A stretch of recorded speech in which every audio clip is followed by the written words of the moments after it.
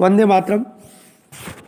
आज अपन संघर्षकालीन भारत 1206 ईस्वी से 1757 ईस्वी तक का पाठ्यक्रम के अनुसार वर्णन करेंगे।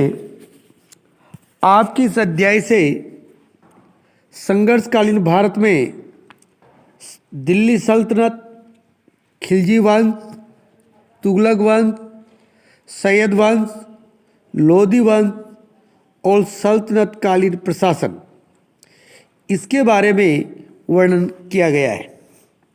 तो सबसे पहले अपन दिल्ली सल्तनत के बारे में विस्तार से वर्णन करें। दिल्ली सल्तनत 1206 से 1526 ईस्वी तक का जो काल था वह दिल्ली सल्तनत था। दिल्ली सल्तनत में यामिनी, इलबरी या गुलाम वंश, कुतुबुद्दीन ऐबक 1206 से 1210 ईस्वी तक था। कुतुबुद्दीन ऐबक का राज्यारोहण 1206 में हुआ। इसे लाख बख्श भी कहा जाता है। राज्यारोहण को लाख बख्श भी कहा जाता है। इसकी राजधानी लाहौर थी।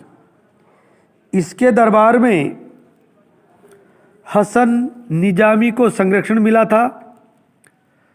कुतुब मीनार की पहली मंजिल ऐबक द्वारा ही बनाई गई थी। कभी परीक्षा में पूछ ले कि कुतुबुद्दीन ऐबक द्वारा कुतुब मीनार की कौन सी मंजिल बनाई गई, तो पहली मंजिल बनाई गई थी।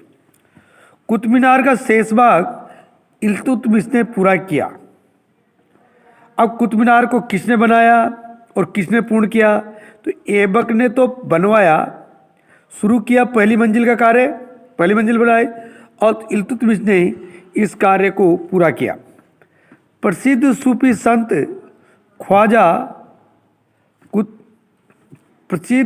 संत ख्वाजा कुतुबुद्दीन बख्तियार काकी की स्मृति में कुतुब मीनार का निर्माण करवाया गया था।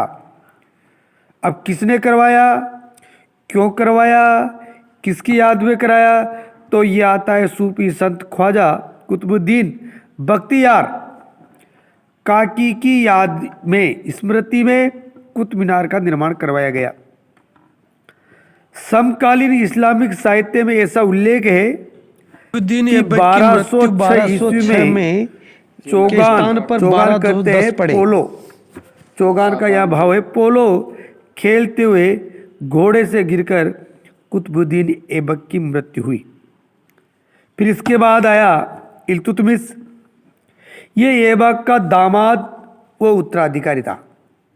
इल्तुतमिश कुतुबुद्दीन ऐबक का दामाद था और उसके बाद इस पूरी जिम्मेदारी इसी की थी।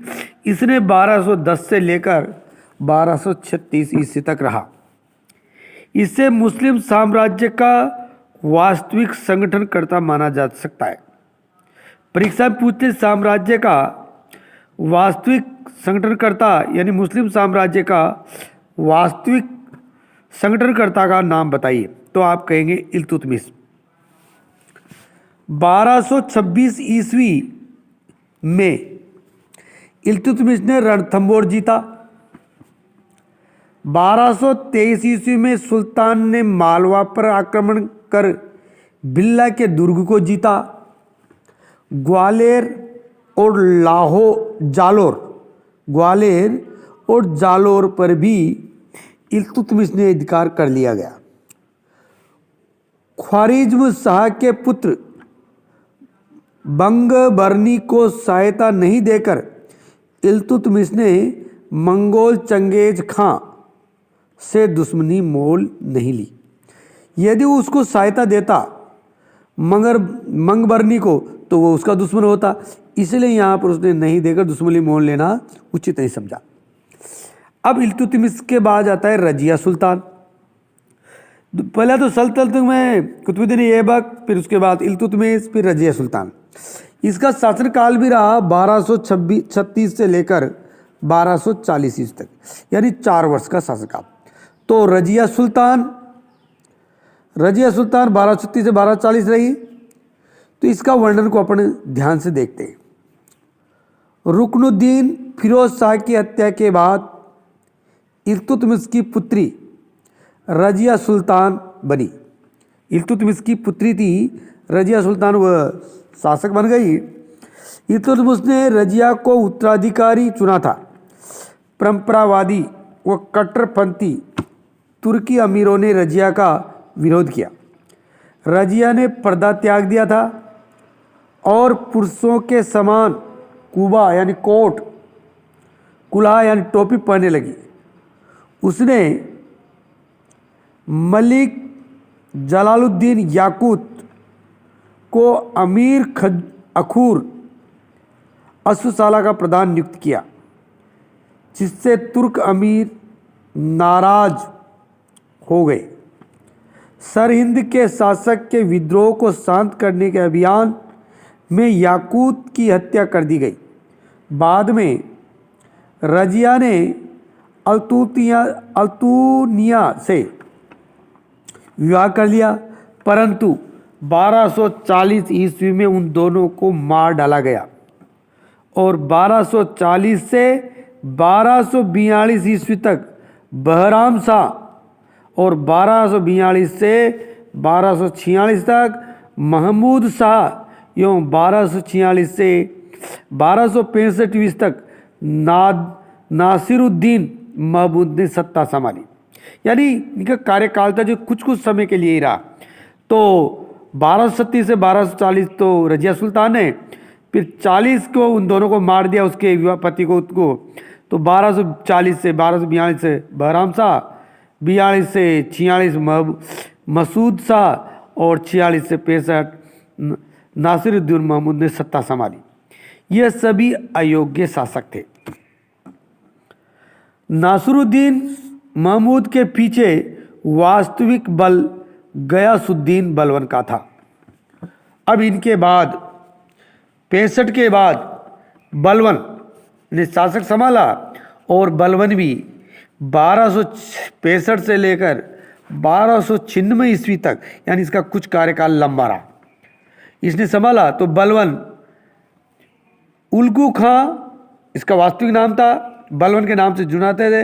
इल्तुतमिश की चहलगामी यानी 40 नामक तुर्की दासों से के प्रसिद्ध दल से संबंधित था।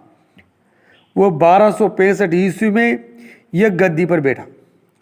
मंगोलों का सामना करने के लिए एक सैन्य विभाग दीवाने आरिज को पुनर्गठित किया। उसने सिजदा और पाबोस यानी सम्राट के सम्मुख झुककर उसके पैरों को चूमना कहलाता है पाबोस की प्रथा को दरबार में शुरू किया।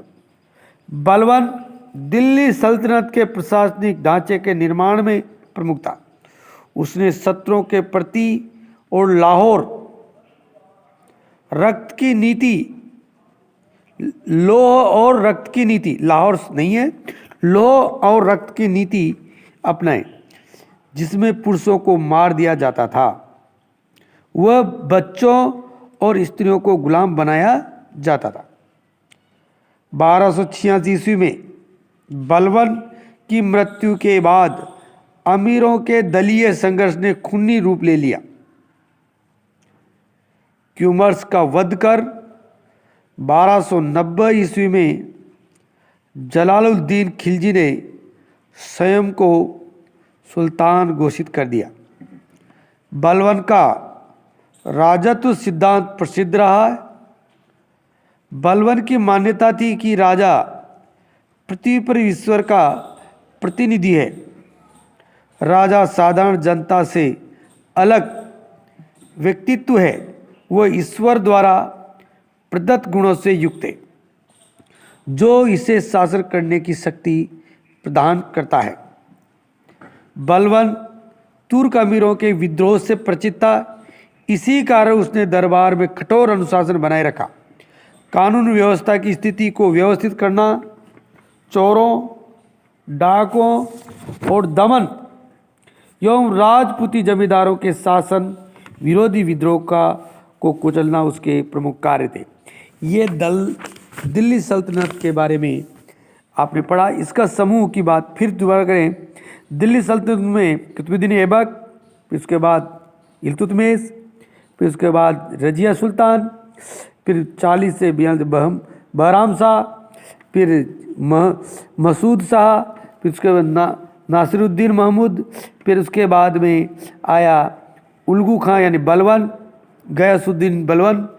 और इस तरह 1265 से 1296 में दिल्ली सल्तनत काल समाप्त हो गया। और इसके बाद आया खिलजी वंश। खिलजी वंश का वीडियो आपको अगली बार देखने को मिलेगा। तब तक ले सभी भैया को मेरा धन्यवाद। भैयाओ, कुतुबुद्दीन ऐबक की मृत्यु 1206 में नहीं हुई थी। 1210 ईस्वी में चौगान यानी पोलो खेलते समय घोड़े से गिरकर ऐबक की मृत्यु हो गई थी। यही समझे, यही पढ़े। धन्यवाद।